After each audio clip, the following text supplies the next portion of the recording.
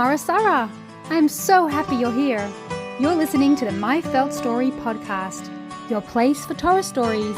From Avraham Avinu to Moshe Rabbeinu, we learn how to love and serve Hashem and how to be kind to our fellow friends. Sit back, relax, and enjoy the story.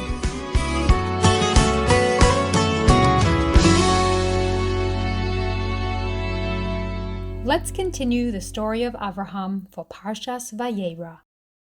In Parshas Lech Lecha, we learned how Avraham discovered Hashem and realized that the idols that all the people were serving were not the Creator. They were just lumps of stone with no power at all. Avraham learned how to talk to Hashem and listen to what Hashem told him to do. In Parshas Vayeira, Hashem gave Avraham a very special mitzvah. He told Avraham to have a bris milah. Avraham was so happy to do this mitzvah. He felt close to Hashem when he did what Hashem asked, and Avraham loved feeling close to his Creator. After the bris, Avraham sat outside his tent waiting for guests like he always would. Even though he wasn't feeling so well, he still wanted to do his favorite mitzvah of hachnosas orchim, inviting guests into his house. Avraham waited and watched the whole morning, but no one came. Hashem made it a hot day so that people would stay home and Avraham could rest. But Avraham was sad that no one was coming. Hashem decided to visit Avraham and cheer him up. Avraham felt the warmth and love of Hashem's presence in his body. Avraham knew that Hashem was close. It felt so good to be close to Hashem. All of a sudden, Avraham noticed 3 men walking in the distance. He got up and ran to greet them. "Hello, fellow travelers. Would you please be my guests? I would love to offer you food and rest." The 3 men were really malachim, angels, but they looked like regular travelers. Avraham invited the guests to sit in the shade of his big, beautiful tree out of the hot desert sun. Avraham's tree was a special tree that would spread its branches for people who trusted in Hashem, but not for people who served idols. The tree helped Avraham know who needed to learn about Hashem.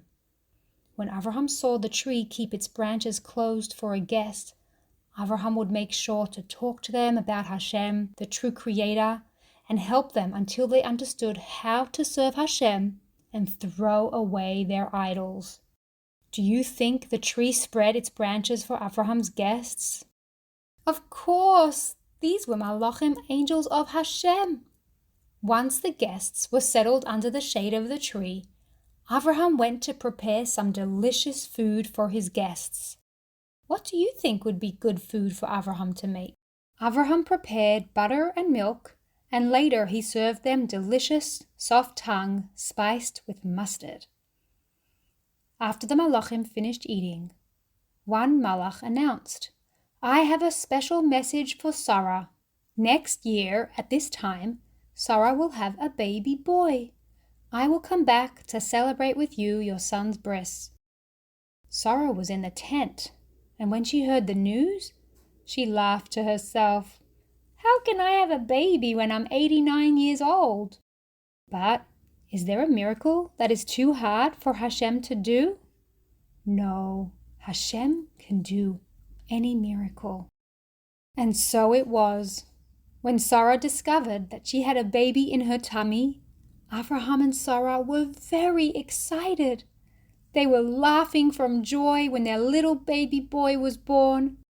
He had his bris when he was 8 days old, and they gave him the name Yitzchak, which means laughter. Can you think why Avraham and Sarah gave their baby this name? Because they laughed with happiness when they heard about the news. And it wasn't only Avraham and Sarah who rejoiced about their new baby. All around the world, little babies were born to mummies who were waiting and waiting to have a baby. People were healed from their sicknesses, and many tefillos were answered. It was a day of laughter and happiness for everyone. When Yitzchak grew to be a man, Hashem told Avraham to give Yitzchak as a korban present. Hashem wanted to see how much Avraham loved and trusted him. Would he give his favorite and only child back to Hashem? Avraham trusted Hashem and was willing to give Yitzchak as a korban present. Avraham woke up early with excitement to fulfill Hashem's request. On the way, the tricky Satan tried to stop Avraham from doing Hashem's mitzvah, but Avraham didn't listen and didn't get distracted. He stayed focused on doing what Hashem asked him to do.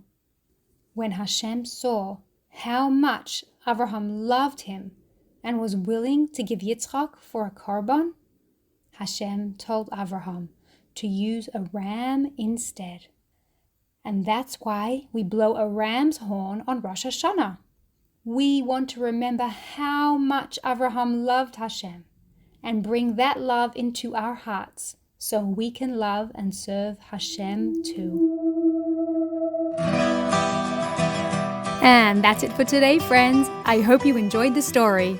Did you know there's a felt set that goes along with this? You can use it to act out the story and tell it in your own special way. Go to myfeltstory.com to check it out. Sending you lots of love until next time.